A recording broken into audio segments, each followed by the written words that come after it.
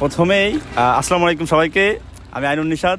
আজকে কথা বলবো বায়ার্ন মিউনিক ভার্সেস রিয়াল মাদ্রিদের যে সেকেন্ড সেমিফাইনাল লেগ 2 এটা নিয়ে কথা বলবো। প্রথমে কথা বলতে গেলে আমি নিজে একজন রিয়াল সমর্থক নই এবং আমি আসলে মেইনলি বার্সা সমর্থক। তারপরেও রিয়াল ভার্সেস বায়ার্ন মিউনিকের যে ম্যাচটি দেখলাম, দেখে আসলে রিয়ালকে অবশ্যই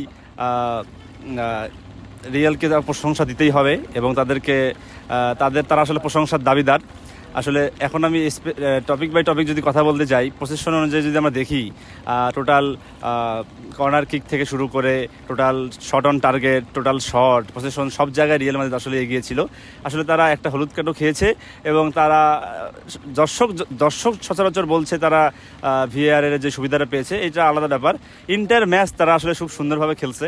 স্পেশালি যদি ভিনির খেলা কথা বলতে চাই, ভিনির খেলা নিয়ে কথা বলতে গিয়ে দেখা গেল যে আমরা জানি ভিনি আসলে লেফট উইংয়ে কতটা ভালো প্লেয়ার, বিশেষ করে আসলে রাইট ব্যাকরা আসলে তাকে আটকাতে পারে না। এই কথাটারই প্রতিফলন দেখতে পেরেছি আমরা সেমিফাইনাল ম্যাচে, যে ভিনি একের পর এক বামপাস থেকে অ্যাটাক দিচ্ছিল।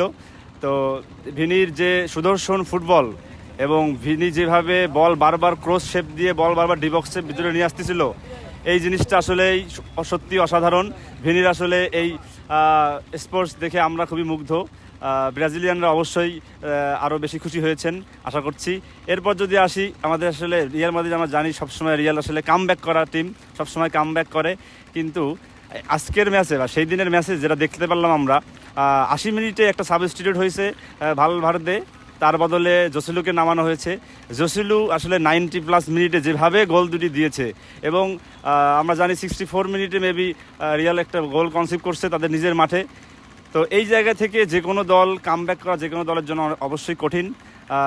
সেই কাজটা রিয়াল মাদ্রিদ আসলে ভাত ডালের মতো করে ফেলছে। তারা প্রতিবারেই 90+ মিনিটে আসলে দারুণভাবে কামব্যাক করে। আসলে একটা স্বপ্নের ম্যাচ ছিল রিয়াল সমর্থকদের জন্য এবং দিন শেষে বায়ার্ন মিউনিকের যারা সমর্থক আছেন তাদেরও দুঃখ কষ্টের জায়গা আছে, কিন্তু দিন শেষে রিয়াল আসলেই ভালো খেলছে এবং তারা প্রশংসার দাবিদার, এই জন্যই তারা ম্যাচ জিতছে। আশা করি বর্ষিয়া ডর্টমুন্ড রিয়ালকে অত সহজে জিততে দিবে না। একটা হাড্ডাহাড্ডি বা ফাটাফাটি ম্যাচ হবে এটা আশা করছি। রিয়ালের জন্য অবশ্যই শুভকামনা অ্যাজ এ বার্সা ফ্যান হিসাবে, ভিনির জন্য স্পেশালি শুভকামনা। আমি অ্যাজ এ বার্সা ফ্যান হিসাবে আসলে ভিনির খেলার প্রতি আকৃষ্ট হয়ে যাচ্ছে ডে বাই ডে। ভিনি আসলেই অনেক ভালো খেলছে। সো আমরা চাবো যে বর্ষিয়া ডর্টমুন্ড ভালো খেলুক, একটা হাড্ডাহাড্ডি ম্যাচ হোক এবং দিন শেষে যেই জয়ী হবে চ্যাম্পিয়ন্স লিগ আমরা তাকেই স্বাগতম জানাবো। ধন্যবাদ সবাইকে।